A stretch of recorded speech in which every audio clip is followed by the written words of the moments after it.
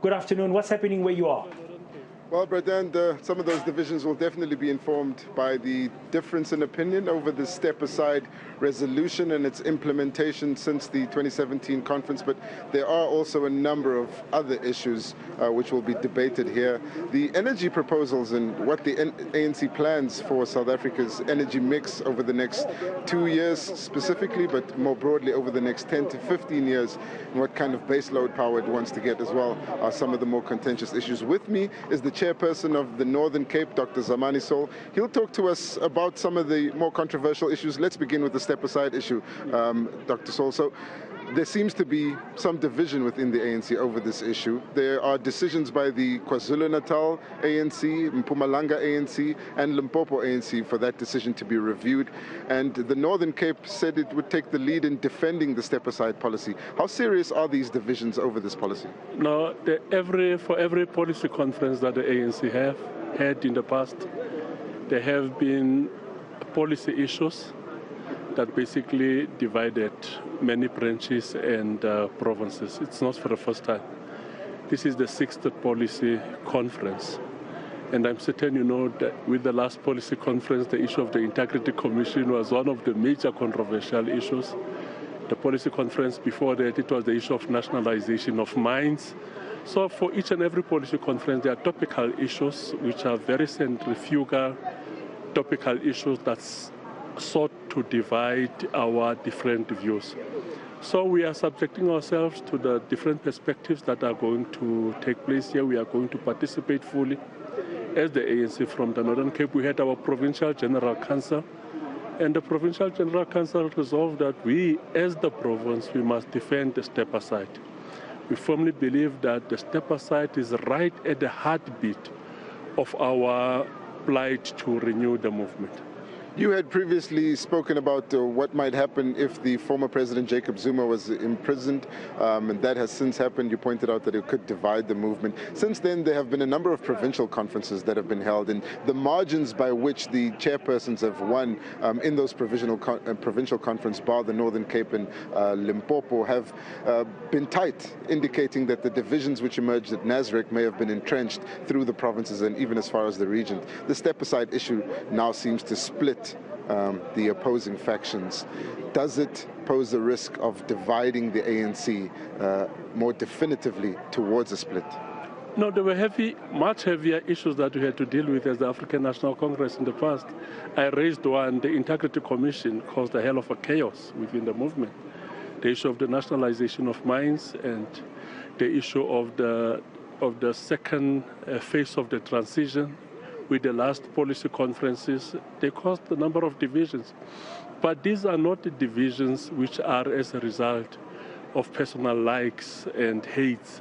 We are not here, this is not a show-off, but we are here to engage seriously in a very logical and rational way on what would be the best way. Because the reality of the matter is there's a strong perception outside there that the African National Congress is very corrupt. And as the movement, right from within the movement, we'll have to take measures to ensure that we fight that perception. There's a very strong strong negative narrative about our perception as to public resources, and it's something that we'll have to fix. Leadership must fix that. We need to change people's perception about us, about our attitude to public purse. So step aside is one of those arsenals that we have to ensure that people who have been implicated, who have been charged basically, those who have been charged of corruption, fraud, and all of that, those people must just step aside and go and clear their names. But what's happening is that those people that have been implicated, some of them that have been charged, are finding significant support bases within the ANC that are championing their cause, and that by itself is also causing more division. Let's talk about the measures that have been proposed in trying to repair the ANC's public perception. One of them is the outlawing of slate voting. That's in the discussion documents. The other is that candidates for leadership positions should undergo lifestyle audits and declare their public finances. How would you implement such measures? We will definitely be able to implement them as soon as the conference resolved on that. I'm certain you've seen what happened with the Congress of the Communist Party, the last Congress of the Communist Party, where people were voted individually into the top 6 positions. And I think the ANC, it's time that the ANC should do that.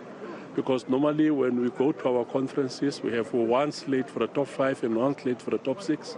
And that in itself really deprives delegates of an opportunity to choose the most capable leader. I fully agree with that.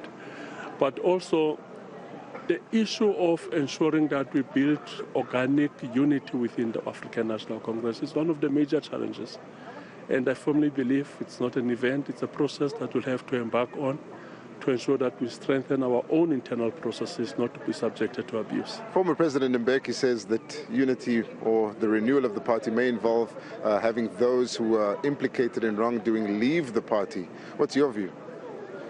I won't take it that far. I will subject myself to the processes which are there currently. I think conference took a decision, the last conference, on stepping aside. And then thereafter, the National Executive Committee resolved to develop guidelines. In terms of those guidelines, if there are serious allegations against you, what you are supposed to do is to approach the Integrity Commission.